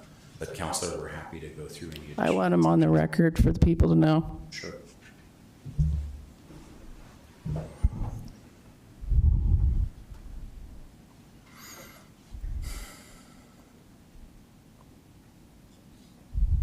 Too fast, sorry. All right, so the only ones that were not stated are the lot sizes and private outdoor space. So first, with our single-family attached townhomes, the lot depth requirement is 80 feet, and we're requesting 69 feet. I want to know what the square feet is for those lots, square feet. I can go back. Because code is 5,000 square feet. So what is the lot sizes? Give me a moment to do the math, and I'll come back to you on that one. So the single-family detached home is 90-foot requirement, and we are requesting a 67-foot lot depth. The front setback to living area for the single-family detached homes requires 14 feet, and we are requesting 12. The rear setback for the single-family attached townhomes requirement is 5, and we are requesting 3. And the single-family detached is also 5, requesting 3 feet or 7 feet. The side setback, interior and corner, so on interiors for single-family detached is 7 feet, and on corners it's 14. And we are requesting 5 feet for interior setback and 10 foot for corners. The private outdoor space, single-family attached townhome has a 15-foot minimum depth, and we provide our outdoor space in a little bit of a different way due to the type of homes that we have here. So we are providing a minimum of 140 square feet combined porches, decks, and yards. The single-family detached requires a 20 by 20 foot rear yard, and we are providing a 401 square foot combined, again with porches, decks, and yards, and in return we're able to have more publicly accessible private parks with having these smaller lots. And then I will get you that answer on the square footage for each of these lots. The reason I ask this is because I believe that families with children and dogs need their own individual space. They don't need just public space, they need their own space. And I'm really tired of all these developments that don't care about families. Up in Brighton, they're building 500 single-family homes. Their economy is going to be better off than ours if we don't care about families and kids, because they're what makes economies grow. And so I will not approve this with these smaller lots. I don't think it's good, and I don't think it's a good plan. And what you're doing to John Palmer across the street from him is unacceptable to me too. Thanks. Anyone else? Mayor Pro Tem? As you're looking up the lot size, I think it might be helpful to give us an example that we know of in the city. So I know Bradburn is very family dense and has smaller lot sizes. How did these homes compare to? I know there's a mix of townhomes and other small lot, single family in Bradburn. You don't have to have the exact, but if you... I mean, I'll make it quick, and then I guess staff is going to answer there as well. I think we looked very closely at Bradburn, at Central Park, other neighborhoods, Lowry, that actually had missing middle and this type of typology because it actually brought families to the space. I will say, and I will say it particularly, we are exceeding the requirements for open space on this site. We have met all BLD modifications and dedications, and then we're going over that on our own internal parks. We absolutely believe that. What we're doing, though, is having shared space where we have this. So I think, as everyone recalls when we went through this process, we are saving a park shortage that happens in this area by providing those parks, that 10-minute walking community in this site. So we're adding remarkable open space amenities for the existing neighborhoods that don't have it. So Councilor, to your specific question, this is the type of housing that brings families in. This is that price point that does it, the style of houses, how people are living. So again, very favorably to Bradburn and the layout of those homes and the type of yard they want to have. It's an advent of the past, the large lot that brought families in. Now it's about being able to afford it and live in those units as well. To your point about the open spaces, is the detention area that sort of anchors the south end of this, is it usable during, like? So we worked hard, Councilor, it's not included, as you know, in those percentages of all of that, but we really worked very hard to make it more usable space, particularly on the perimeter of that site.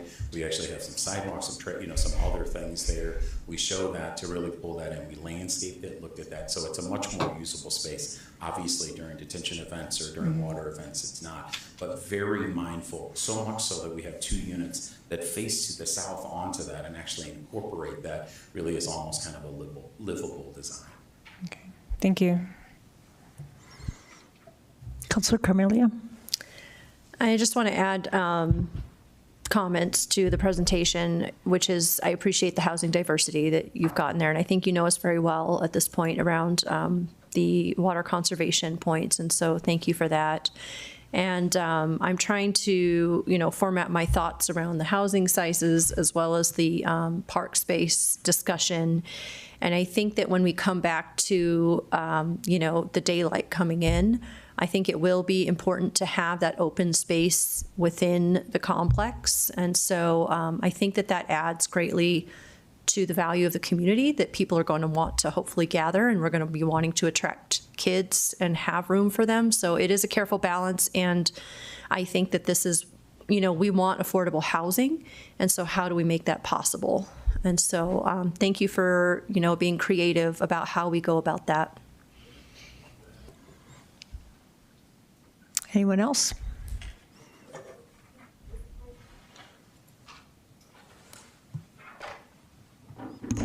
All right, in regards to the lot sizes for the townhomes, we have around 1460 to 2,475 square foot for those lots. And the dupes range from, duplexes, apologies, from 2,010 to 2,835. And our SFD ranges from 2,345 to 2,920. Another question for you. What is the price point on these properties? We're not supposed to ask that. Just in that initial phase, as you know, B1 will be the first neighborhood. Actually, the first homes that will open on Uplands will be affordable housing. In the St. Charles community, we're very excited that those are the first units that will be available. We're looking at different price points on these.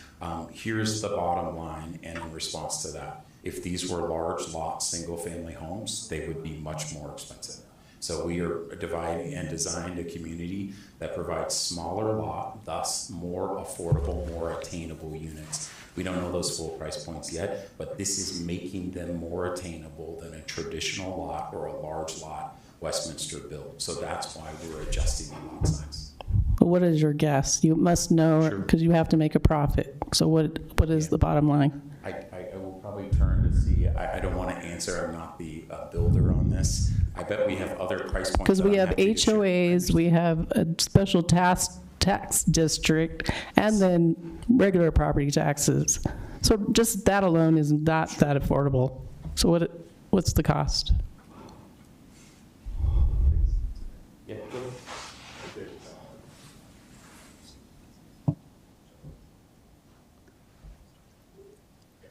Sorry, just looking at that. So similar price products for Dreamfinders for the builder on this. They start in the mid-4s to low 5s and then go up from there. So as you look at that townhome product and those price points. So again, below the average price point today in Westminster, and looking at that more attainable product as you move up through the market. All right, thank you. Sure.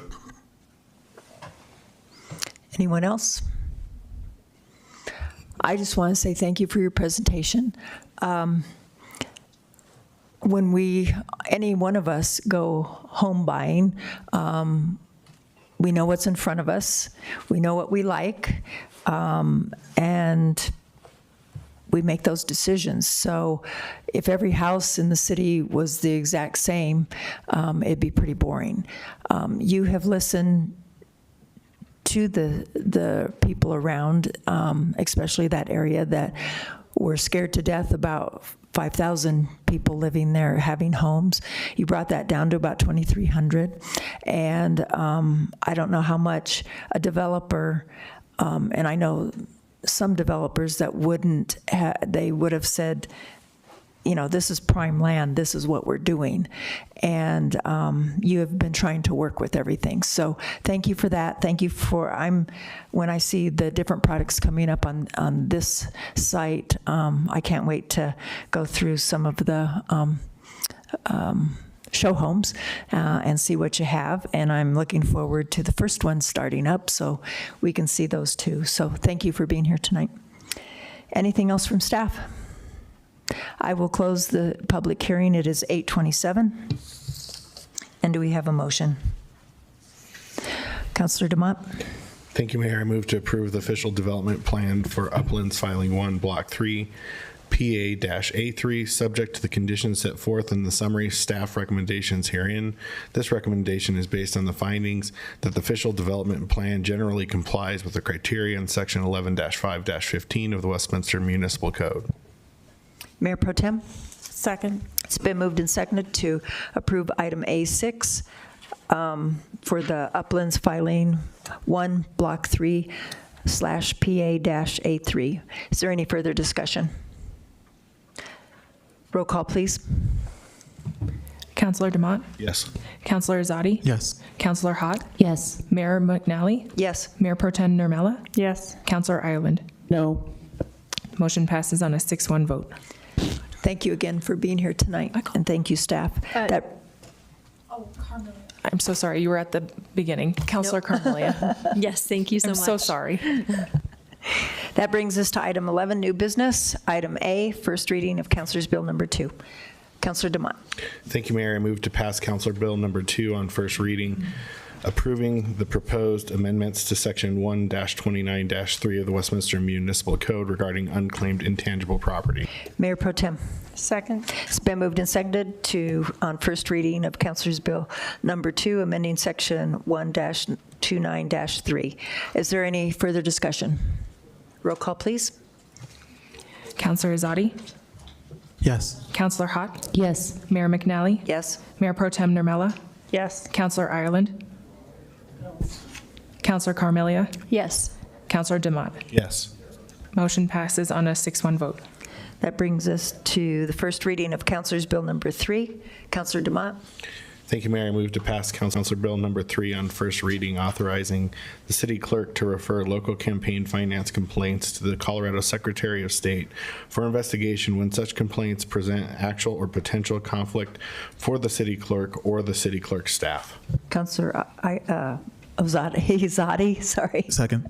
It's been moved and seconded to approve on first reading Councilor's Bill number 3. Is there any further discussion? Roll call, please. Councilor Hott? Yes. Mayor McNally? Yes. Mayor Pro Tem Nurmela? Yes. Councilor Ireland? Yes. Councilor Carmelia? Yes. Councilor DeMott? Yes. Councilor Azadi? Yes. Motion passes on a 7-0 vote. That brings us to first reading of Councilor's Bill number 4. Councilor DeMott. Thank you, Mayor. I move to pass Councilor Bill number 4 on first reading, adding Section 5-2-6 to the Westminster Municipal Code regarding evidence of a state or federal licensure when obtaining a city business license. Mayor Pro Tem. Second. It's been moved and seconded to approve on first reading of Councilor's Bill number 4. Is there any further discussion? Roll call, please. Mayor McNally? Yes. Mayor Pro Tem Nurmela? Yes. Councilor Ireland? Yes. Councilor Carmelia? Yes. Councilor DeMott? Yes. Councilor Azadi? Yes. Councilor Hott? Yes. Motion passes on a 7-0 vote. Brings us to item D. Councilor DeMott. Thank you, Mayor. I move to pass Councilor Bill number 5 on first reading to amend Section 7-1-10 of Westminster Municipal Code concerning recall election petitions. Mayor Pro Tem? Second. It's been moved and seconded to approve on first reading of Councilor's Bill number 5. Is there any further discussion? Councilor Carmelia. I'll just say, I think this one, as well as many of the items above, are a great example of our city listening to residents. And so I'm hoping that this helps satisfy some of the concerns that we've seen in the past. And so I'm just grateful that we're making it a priority to listen and clarify our processes here. Roll call, please. Mayor Pro Tem Nurmela? Yes. Councillor Ireland? Yes. Councillor Carmelia? Yes. Councillor Demott? Yes. Councillor Azadi? Yes. Councillor Hott? Yes. Mayor McNally? Yes. Motion passes on a 7-0 vote. That brings us to item E, the Woman Creek Reservoir Authority Property Agreement with Jefferson County. Councillor Demott. Thank you, Mayor. I move to authorize the mayor to execute the Woman Creek Reservoir Authority Property Agreement with Jefferson County in substantially the same form as presented. Mayor Pro Tem. Second. It's been moved and seconded to approve item 11E.1. Is there any further discussion? Councillor Carmelia. Again, I just want to say I'm extremely grateful to the county and to our city staff for working so diligently to come to an agreement on this matter.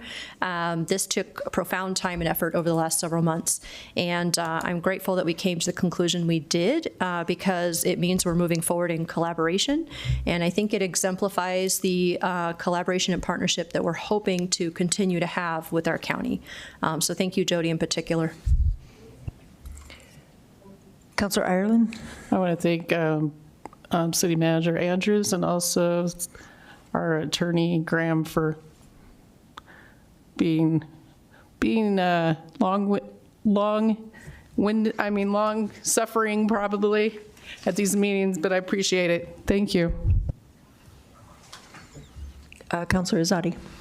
I'll just pile on and say City Manager Andrews and City Attorney Graham and City Attorney Frankel. All of you did a great job, so thank you. Roll call, please. Oh, I'm sorry. Councillor Demott, is there a motion? Oh, you have moved. Yep, So, vote. Councillor Ireland? Yes. Councillor Carmelia? Yes. Councillor Demott? Yes. Councillor Azadi? Yes. Councillor Hott? Yes. Mayor McNally? Yes. Mayor Pro Tem Nurmela? Yes. Motion passes on a 7-0 vote. That brings us to item 11E2. Councillor Demott. Thank you, Mayor. I move to direct staff to work with Jefferson County to pursue environmental and community protections related to existing regional social trail along the north part of the Woman Creek Reservoir Authority property. Mayor Pro Tem. Second. It's been moved and seconded to pass 11E2. Is there any further discussion? Roll call, please. Councillor Carmelia? Yes. Councillor Demott? Yes. Councillor Azadi? Yes. Councillor Hott? Yes. Mayor McNally? Yes. Mayor Pro Tem Nurmela? Yes. Councillor Ireland? Yes. Motion passes on a 7-0 vote. And I'd just like to remind everyone that was in the memo that we did pay what was due for to the county, and we're back to where we were with November 12th and what we owed, and we're paying it off, and we have good agreements and good sides. So thank you, City Manager. There is no other new business, but we have reason for executive session. Thank you, Mayor. Yes, tonight's agenda proposes an executive session that would be convened for the Economic Development Authority, and it is to obtain direction from WEDA regarding a proposed development agreement and to discuss the possible sale of Westminster Economic Development Authority owned property located on Block B6 in downtown Westminster to Downtown Westminster Residences, LLC, and to instruct negotiators as authorized by the Westminster Municipal Code, sections 111.3C2, 4, and 7, as well as Colorado Revised Statute 246402, 4A and E1. If everyone would give their name and if you're willing to go into executive session. Obi Azadi, yes. Claire Carmelia, yes. Dave Demott, yes. Nancy McNally, yes. Sarah Nurmela, yes. Amber Hott, yes. Christine Ireland, yes. With that, it is 8:35 and we're adjourned. You have 5 minutes. Yes, you can take a break.